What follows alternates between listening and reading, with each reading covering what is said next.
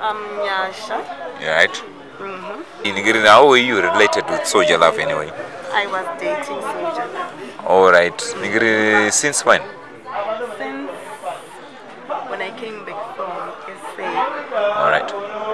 That is when? We started dating early January. Last year, early, towards his birthday. Okay, November. Alright. So, can you tell us a little something about Soldier Love? So I'm not about. He was amazing. Alright. He was amazing. Yes, and then my weaknesses are like any other person, but he was amazing. Okay, so were you like staying together?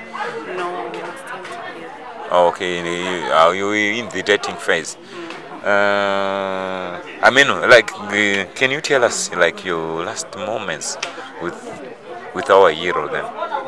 Our last moments? Yeah, your last moments. Apana no twaziwa istro twaziwa then. Yeah, just a snippet of the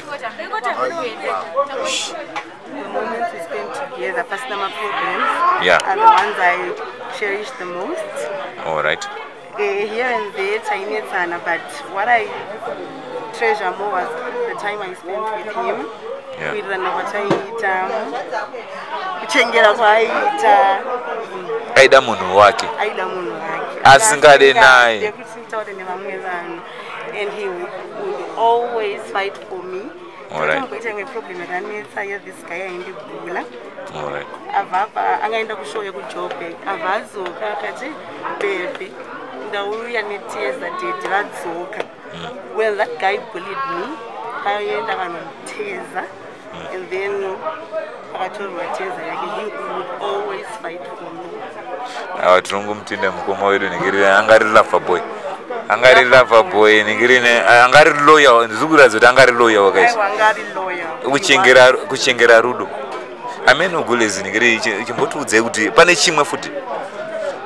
Zote angani love like kuti sister rake Soldier Love.